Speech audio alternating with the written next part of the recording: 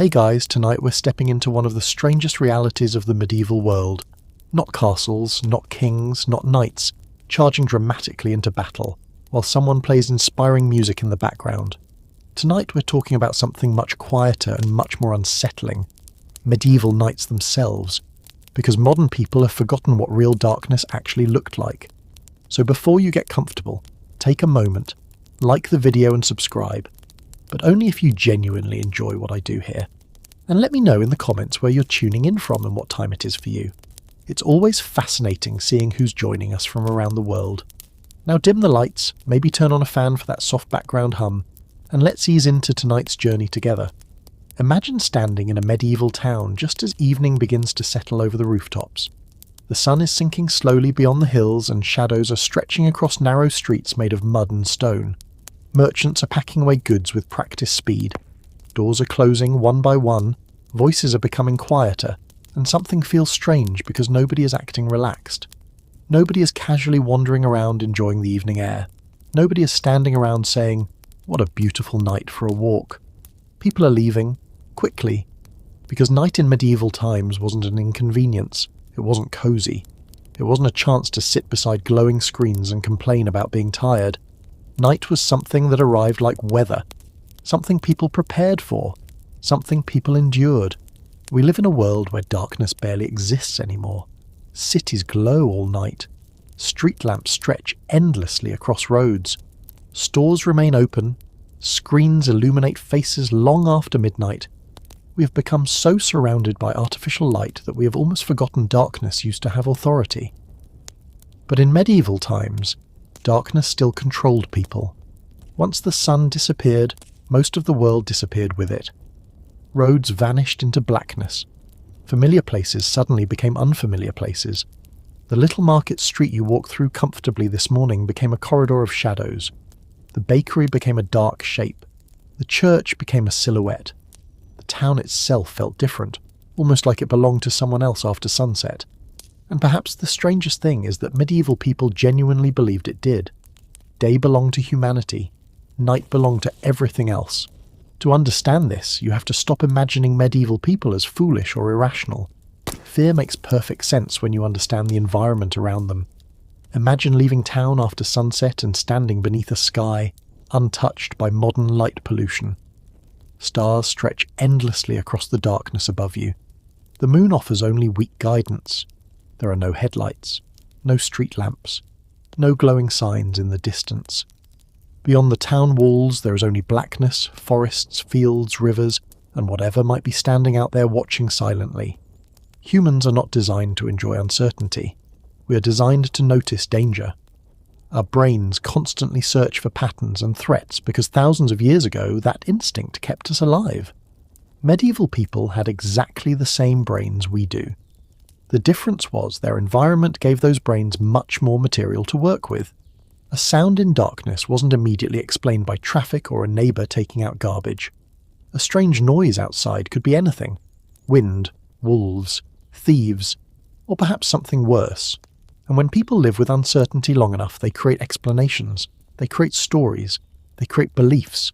Suddenly forests become places where spirits wander, shadows become warnings, strange lights become omens, because uncertainty hates empty space. Human imagination rushes in immediately to fill it. Children grew up hearing stories about things hiding beyond firelight. Travellers carried charms for protection. Families whispered prayers before sleep because night was not simply darkness. Night was possibility. And possibility becomes terrifying when nobody can see beyond the next few feet in front of them. Imagine hearing footsteps behind you while walking a narrow road surrounded by trees. You stop walking, the footsteps stop. You continue, the footsteps continue. Your breathing becomes slower. Your mind begins creating possibilities faster than reality can answer them. Maybe another traveller is behind you.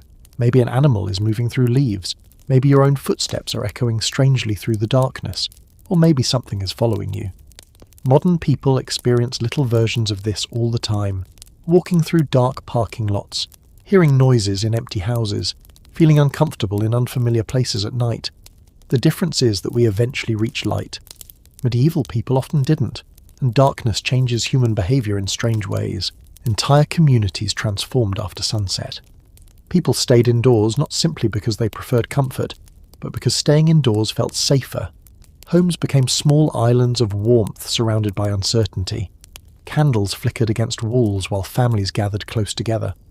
Doors were secured carefully. Wooden shutters closed tightly against windows. Outside, darkness swallowed streets completely. Inside, firelight created tiny worlds, protected from whatever waited beyond walls. And walls mattered because medieval towns themselves understood fear. Many towns had gates that closed at night. Once shut, they stayed shut until morning. Anyone arriving late faced a deeply unpleasant situation because sleeping outside town walls was not considered a good plan. Outside the gates there were roads, fields, forests, and uncertainty. Inside there were people, firelight, and relative safety. Human beings have always loved boundaries because boundaries create the illusion of control. We build walls around homes, fences around land, doors between ourselves and the unknown. Medieval towns did exactly the same thing. They drew lines against darkness itself and hoped darkness respected those lines. Sometimes it did, sometimes it didn't. Because darkness had a habit of bringing more than fear with it. It brought thieves. Criminals understood perfectly well that night made everyone vulnerable. Shadows hide movement. Darkness creates confusion. Witnesses become unreliable. A face seen briefly by candlelight becomes difficult to identify later. Night offered opportunities. So medieval people worried about very real dangers alongside imagined ones. Not every sound outside represented monsters. Sometimes it represented other humans. And historically speaking, humans have always been remarkably talented at causing problems for each other. Perhaps that was the truly unsettling thing about medieval nights. The danger wasn't entirely imaginary. Wolves existed. Criminals existed. People disappeared sometimes. Travellers genuinely got lost. Forests genuinely swallowed roads. Fear wasn't invented from nothing. It simply grew larger in darkness where certainty became difficult to find. And somewhere outside those towns, beyond walls and candlelight and prayers whispered before sleep, the medieval world waited quietly beneath endless stars, becoming stranger with every step away from safety. And if medieval nights already felt unsettling inside town walls, things became much stranger the moment someone had to travel beyond them, because roads during medieval times were less like reliable pathways and more like optimistic suggestions scratched across the landscape. People today imagine roads as permanent things, smooth surfaces, signs, maps, distances measured carefully and followed precisely. Medieval roads had a different personality entirely. Many were little more than dirt tracks shaped by years of feet, wagons, horses, rain, and luck. In summer they became dry and uneven. In winter they transformed into endless rivers of mud. After heavy rain they sometimes disappeared completely beneath water and debris, as if the earth itself had decided it no longer wished to cooperate. Imagine beginning a journey while the sun is still high, feeling confident because the next town is only several hours away. You know the direction, you know the route, everything feels manageable, but then clouds gather unexpectedly. Shadows stretch longer across the fields. The road twists through unfamiliar land and suddenly confidence begins shrinking in small, quiet ways. Distances feel different in darkness. Time feels different. The same road that felt harmless during daylight now feels longer somehow. Every tree seems larger. Every hill seems steeper. Familiar sounds disappear one by one until only wind and footsteps remain. Travellers knew this feeling well, which is why medieval journeys were often planned around daylight itself. People wanted to reach villages and inns before sunset because being caught outside after dark wasn't merely inconvenient. It changed the entire experience of travel. Night had a way of turning ordinary landscapes into places that felt alive in uncomfortable ways. Forests became walls of shadow. Rivers became invisible obstacles waiting patiently to ruin your evening. Even open fields carried strange tension because human beings are not especially comfortable standing in complete darkness while knowing they can see nothing around them. And somewhere in that darkness, imagination immediately starts doing what imagination always does. It begins creating possibilities. Medieval people told stories about roads because roads collected stories naturally. Travellers carried rumours from one place to another. A man claims he saw lights floating between trees several miles east of town. Another swears he heard voices speaking from empty fields. Someone else insists a traveller vanished along a certain road and was never seen again. Nobody knows whether these stories are true because stories during medieval times travelled faster than facts ever could. One frightened traveller becomes two frightened travellers. Two become 20. Soon entire regions quietly agree that certain roads should be avoided after sunset. Perhaps there is a bridge where strange things happen. Perhaps there is a crossroads where spirits gather after midnight. Perhaps there is a patch of forest where horses become nervous for reasons nobody understands. Modern people laugh at these stories because we enjoy pretending certainty belongs to us naturally. But place yourself there for a moment. You are alone. Darkness stretches endlessly around you. Trees move gently in the wind, though from a distance movement looks strangely human. Something cracks somewhere in the forest beside the road. Maybe it's a branch, maybe it's an animal, maybe it's absolutely nothing. But your mind does not care about certainty anymore. Your mind cares about survival. Humans evolved to react first and think later because hesitation used to get people eaten. Medieval people lived closer to those instincts because their world offered fewer explanations and far fewer guarantees. Then there were inns, which sound comforting until you remember medieval inns were often less like peaceful resting places and more like temporary shelters where strangers gathered together under one roof while hoping nothing terrible happened overnight. Travellers arrived muddy, exhausted and carrying stories from distant places. Rooms were crowded, beds were shared, privacy barely existed. You might find yourself sleeping beside merchants, labourers, pilgrims or complete strangers whose names you never learned and whose intentions you certainly couldn't verify.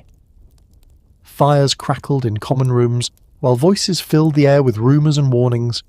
Someone claims bandits were spotted south of the hills. Another insists wolves have been following travellers near the forest road. Someone whispers about a village where church bells rang by themselves in the middle of the night. And somewhere in the corner sits a quiet traveller saying nothing at all, which somehow feels more unsettling than everyone else combined. Medieval nights had a strange effect on people because darkness makes silence noticeable. During daylight, silence disappears beneath movement and activity. But at night, silence gains weight. You hear things differently. You notice every creak in wooden walls, every gust of wind pushing against windows. Every distant sound becomes important because your brain desperately wants explanations. Sleep itself could become difficult because medieval nights were never completely quiet. Animals moved outside, buildings settled and shifted, fires hissed softly, people coughed in nearby beds, horses stamped restlessly in stables. Every noise carried possibility, and possibility has a way of keeping people awake. Somewhere beyond those walls, roads stretched endlessly beneath stars. Forests waited silently at their edges. Travellers continued walking through darkness because life demanded movement despite fear. And perhaps that is the strangest thing about medieval nights. People feared them deeply and respected them completely, but morning always required them to step outside and do it all over again. And if roads felt unsettling and forest felt uncertain, medieval homes introduced a different kind of discomfort, because once people finally reached safety, lock their doors, and settle beside the warmth of a fire, they discovered something frustratingly persistent. Darkness had followed them inside. Modern homes feel predictable. We flip switches and rooms obey instantly. Shadows retreat into corners. Every object becomes visible. Every strange sound gets investigated immediately because light gives us confidence. Medieval homes offered no such luxury. Most houses after sunset existed inside small islands of weak, flickering firelight surrounded by darkness waiting patiently at the edges of vision. Candles were expensive. Oil cost money. Even wealthy families did not casually illuminate entire homes simply because they felt like it. Light itself was treated carefully, almost economically, because every flame consumed resources. So most evenings unfolded in partial darkness, where walls faded into shadows and familiar rooms slowly became uncertain spaces. Imagine sitting beside a fire late at night, while the rest of your house disappears into blackness only a few feet away. You know your table is there somewhere, you know the chair is there, you know the staircase is there. But knowing something exists and seeing something exist are two very different experiences. Human eyes are strangely unreliable in dim light. Shadows stretch unnaturally. Objects shift shape. A coat hanging near a doorway suddenly resembles a person standing motionless in silence. A stack of wood becomes a crouched figure watching, from the corner. Curtains move gently in the wind, and your brain immediately begins offering explanations nobody requested. Medieval people lived with this every single night, and perhaps because they understood darkness so well, they also filled it with stories. Homes themselves carried beliefs and warnings. Certain sounds inside houses meant things. A strange creak in the walls might suggest spirits moving through rooms. Unexpected knocking noises could be omens. Fires behaving strangely attracted attention. If flames suddenly crackled loudly or shadows moved oddly across walls, people noticed because unusual things in darkness always demanded interpretation. We still do this today despite pretending otherwise. A modern person hears footsteps in an empty house and immediately becomes uncomfortable. We know houses settle naturally. We understand pipes expand and contract. We know wind pushes against structures. And yet, at 3 o'clock in the morning, logic suddenly becomes less enthusiastic about participating. Medieval people simply had fewer alternative explanations available. To them, houses were living spaces in a much more literal sense. Homes protected families, but they also contained mysteries. Strange noises happened. Things disappeared. Objects moved unexpectedly because homes were crowded places filled with people and animals sharing limited space. Chickens sometimes wandered indoors. Cats moved through dark rooms silently. Mice lived inside walls. Dogs barked at things nobody else could see. Imagine lying awake in darkness, hearing scratching beneath wooden floors while something shifts softly in another room. Maybe it's a mouse. Maybe it's wind. Maybe it's absolutely harmless. But your mind notices anyway, because uncertainty always gets invited into darkness, whether you want it there or not. Sleep itself looked different during medieval times too. Modern people imagine sleep as one uninterrupted process. You close your eyes, hours disappear, morning arrives. Medieval sleep often worked differently. Many people practiced segmented sleep without realizing they were practicing anything unusual at all. They slept for several hours after sunset, woke naturally in the middle of the night, stayed awake quietly for some time, then returned to sleep until morning. Imagine waking at midnight inside a medieval house while everything around you sits in darkness. Fires burn low beside walls. Family members sleep nearby beneath blankets. Outside, the world is completely silent except for distant wind and occasional animal sounds drifting through cracks in wooden walls. You sit there awake in darkness because this is normal. People prayed during these hours. They talked quietly, thought about life, repaired small items, reflected on dreams. Some simply sat listening to the night itself. And perhaps this is where things become strangely unsettling, because being awake in darkness creates an experience modern people rarely encounter anymore. We almost never sit quietly with darkness now. We immediately reach for phones, screens, lights, distractions. Medieval people sat with silence because silence was unavoidable. They stared into shadows and waited while minds wandered freely through memories, worries and fears. Imagine sitting beside dying embers while your entire world sleeps around you. Imagine hearing wind push softly against walls, while stars stretch endlessly beyond windows. Imagine knowing morning is still hours away.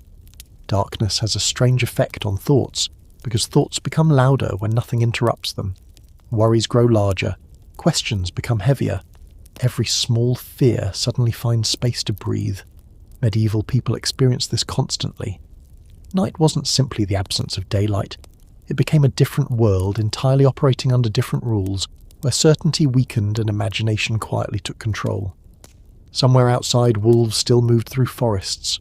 Roads still disappeared into darkness. Travellers still walked beneath stars, hoping dawn arrived quickly. And inside countless homes scattered across medieval landscapes, people stared into shadows, listening carefully, while wondering whether every strange sound truly belonged to the ordinary world at all. And perhaps that is where the strangest realization about medieval life finally begins to settle in, because after all the graveyards, the bloodletting, the dark roads, the crowded homes and the silent nights, we start expecting some final revelation, some dramatic moment where medieval people suddenly looked around and realized they were living in a world that seems terrifying to us. But they didn't. That moment never came, because to them this wasn't darkness. It was normal life.